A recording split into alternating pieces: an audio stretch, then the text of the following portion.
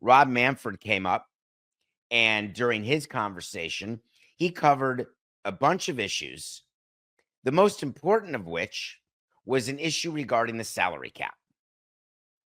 The salary cap is a conversation that has been had not just on Nothing Personal, not just within meetings of owners, not just within the union and their meetings with players.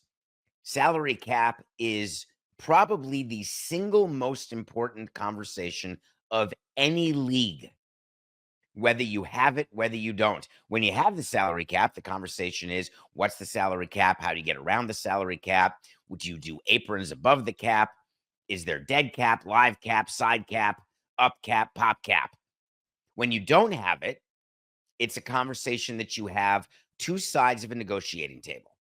Major League Baseball is currently negotiating a new collective bargaining agreement, but they're not negotiating union against management. They're currently negotiating union with union and management with management. So when Commissioner Rob Manfred says that, and this is pretty much a quote, that the owners don't exactly know what they're going to do after 2026, that's not exactly true. That has been worked on since the end of the last lockout. The minute the new CBA is signed, the planning starts for the next CBA. You don't even get a weekend off if you're the deputy commissioner, Dan Hallam, and you're the chief negotiator. You are already working on the next deal. You are already going through with teams issues. You're trying to understand what the ramifications are of the CBA you already agreed to. You spend years doing that. Now that we are only 1.5 years away from the expiration of MLB's CBA, which expires in December of 2026, what's going on now is both a media approach and an internal approach. And what the commissioner has realized is that there is going to be a lockout. He is in the process of counting how many teams are going to be what we called internally in baseball hardliners. Hardliners are owners. Jerry Reinsdorf is a great example of a hardliner. He is someone who, during previous negotiations, had wanted to push for far better deals, pro-management, anti-player. A hardliner is someone who picks an issue, generally it's salary cap or luxury tax or something related to player compensation, and says, I am not budging. I'm a one-issue voter. I'm not budging except for that issue.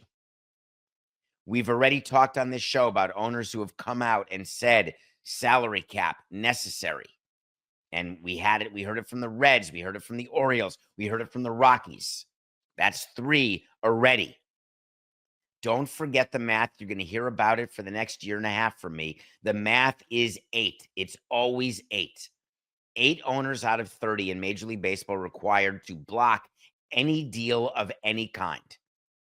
You need 23-7 to pass a new CBA. 22-8 means it fails. So the commissioner came out at the World Congress and said, hey, I don't know where we're going to be after 2026, but I do know one thing, and that if there's ever going to be a salary cap, it means there's also going to be a salary floor. That's a concept we've talked about. Why mention that? Who's the audience? It's the owners. It's not the players.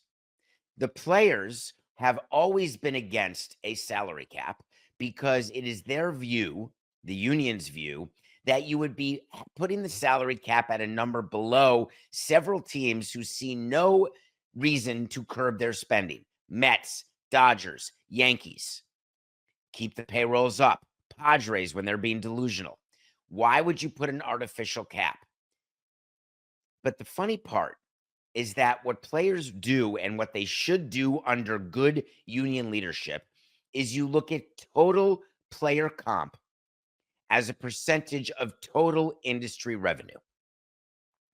You could have the Dodgers going to $350 million in payroll, but if you've got enough Guardians, Royals, Orioles, Marlins, Rays, A's, if you have enough teams whose payroll is below what a salary floor could be, then maybe that would make up for the decrease at the very top. You see, the union is concerned about a decrease at the top because those are the teams who compete for the upper echelon of free agents, for the $40 million guys, the $50 million guys. But that is a very small percentage of the union. And as management, we don't focus on that percentage of the union. We are far more focused on the bulk of the union. And the bulk of the union consists of players who barely make it to arbitration, who are more focused on retirement benefits, on pension. They're more focused on minimum salary. They're not focused on how high the salary cap would be because they're not getting a $50 million contract ever.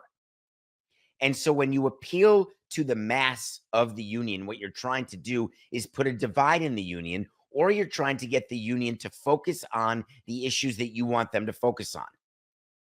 The thing about salary cap and salary floor is Major League Baseball does not yet have enough consensus within its own ranks of how that would work, because the teams below the salary floor, despite what everyone in the media says, especially a guy at ESPN who has no idea what he's talking about when discussing the Pittsburgh Pirates. The reality is that in order to get the Pirates salary up or the Marlins salary up, given the economics of those teams, it would require more revenue sharing. The teams at the top of the salary scale are reticent to give more revenue sharing and agree to a cap, because what would happen is it would be squeezing the disparity. And despite the commissioner telling you that people don't like the disparity between the top and the bottom payroll, the owners at the top very much like the disparity, because they like the idea of not having to compete with all 29 other teams, which of course then informs you their anger when they give revenue sharing to a team that ends up beating them. Because in baseball, the correlation between top payroll and World Series rings, while it existed last year with the Dodgers Yankees, that is not something that is a guarantee. So when the commissioner talks about salary cap, salary floor, the reason why he's talking to owners is that for him, he needs to see where the owners are at both sides of the spectrum and see whether he can get to 23 before even proposing it to the players union, because you don't make proposals in a negotiation that you cannot sell to your owners.